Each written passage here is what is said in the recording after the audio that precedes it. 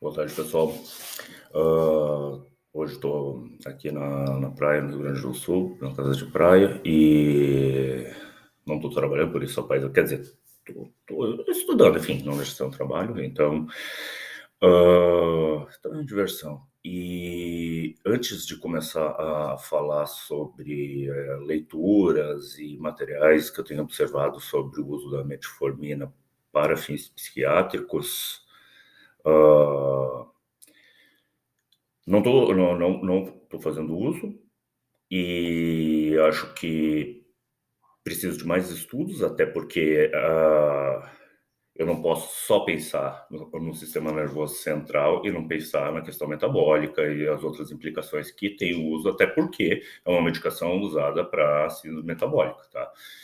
E eu acho que a gente não pode passar por cima dos clínicos e principalmente dos endócrinos, enfim, e isso aí prescrevendo, desconsiderar as outras implicações, assim como algumas especialidades médicas fazem. Então não posso mais reclamar dos outros especialistas que usam indevidamente corticoide em alguns pacientes com transtorno mental, usam, às vezes, não sei por quê, por questões estéticas e de mercado, altos níveis de hormônios, ou em menor nível, deixam de usar, tanto em homens quanto em mulheres, por outras questões, não exatamente por questões de saúde do paciente. Tá, enfim, uma das implicações dessa medicação, alguns benefícios são semelhantes ao do lítio, né, que eu já falei bastante nos vídeos, enfim, e dos efeitos é na questão do envelhecimento, tá? Quando eu falo envelhecimento, tá, eu não estou me referindo apenas ao envelhecimento físico, estético, ou meramente no envelhecimento do sistema nervoso central. Estou falando de tudo isso. E, então, tanto só mais um parênteses, um professor que estuda bastante a questão do envelhecimento, do neurodesenvolvimento, uma vez ele chamou a atenção para quando a gente fazia medicina,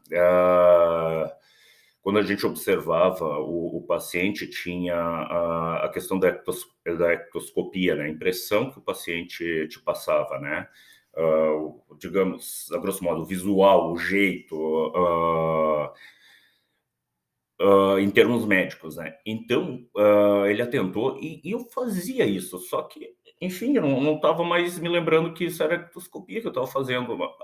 E o psiquiatra faz isso, de olhar o jeito, o rosto entre outras questões, e ter uma impressão a respeito daquilo para ajudar no diagnóstico. E o quanto isso é importante na questão do envelhecimento, ah, idade biológica condizente com a aparência ou não, enfim, tá, isso a gente via, sim, estava na anamnese psiquiátrica, para ser justo. Mas isso indica envelhecimento precoce ou não, e essas questões estão muito ligadas às doenças mentais, tá? E outras doenças clínicas que cursam com envelhecimento precoce, por sua vez, estão ligadas a doenças mentais. Então, dá no mesmo. Então, é um assunto que eu gosto e falo muito a respeito, a questão da medicação que cursa com prevenção e um freio do envelhecimento. Então, tem toda uma base, uma explicação micro disso, da questão da telomerase, do tamanho do telômero, que indica o quão velho tu é ou não, e isso pode ser, já é bem falado na questão do dormir mal, do se exercitar ou não, do estresse. Infelizmente, a gente sabe que algumas profissões estão inerentemente submetidas a mais estresse, e e não vamos ser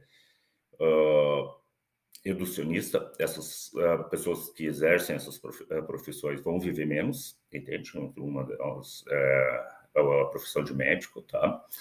Que inclusive está cada vez mais difícil.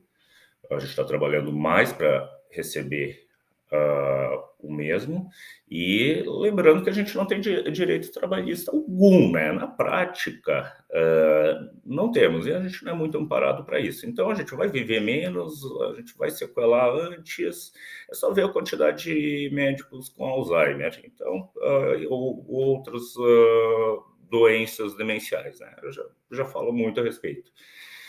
Então, isso acontece de fato, né? Então, a gente ter o conhecimento biológico disso, acho que também estimula a gente a tomar as devidas providências cabíveis na autogestão, na valorização do nosso trabalho, legais e trabalhistas, etc. E porque é uma incoerência a gente saber ter posse desse conhecimento e a gente não usar isso nem inclusive a nosso favor. Então, enfim. Então, outra questão que contribui ainda mais ainda para esse envelhecimento acelerado é a questão de TEP, né? E também a questão de traumas precoces, não só precoces, mas principalmente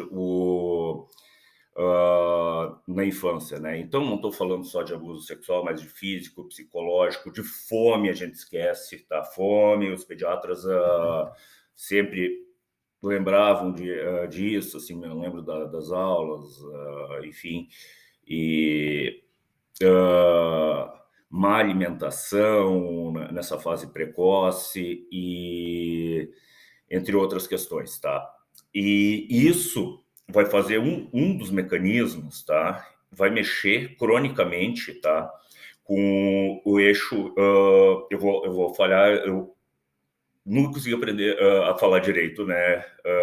Eixo hipofisário, hipotalâmico, hipofisário, hipotalâmico, supraadrenal. E a questão da CTH ali, do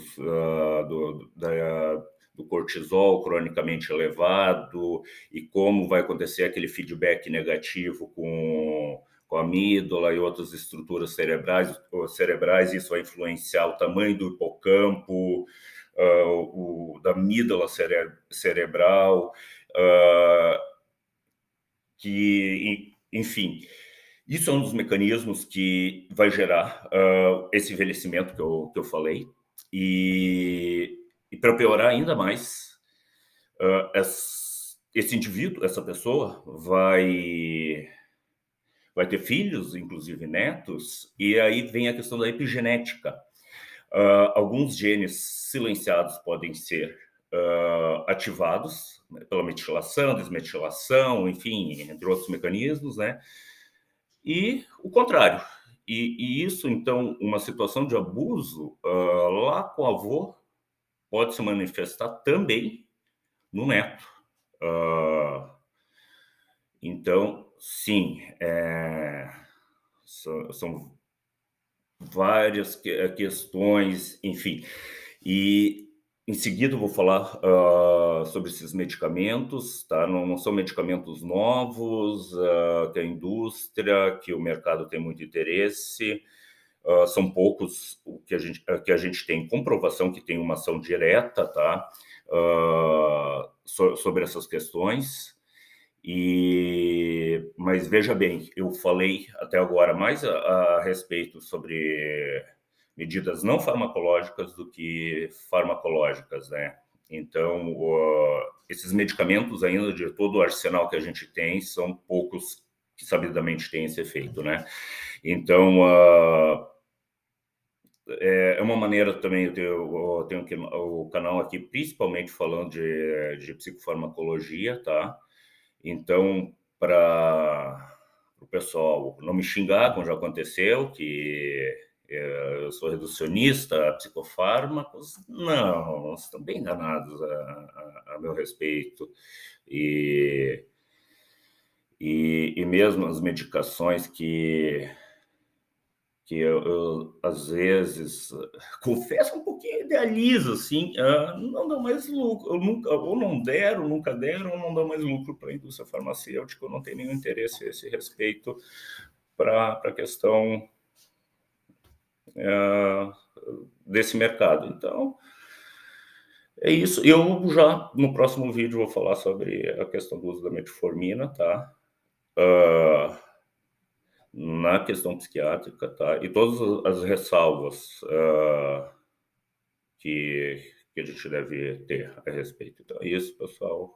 Se puder deixar um comentário, ajudar o canal, enfim, estou quase monetizando e se isso acontecer, mesmo que eu ganhe alguns centavos, vai ser um estímulo, um mínimo reconhecimento, enfim, para continuar a fazer alguns vídeos a mais. Então é isso, pessoal, e até mais.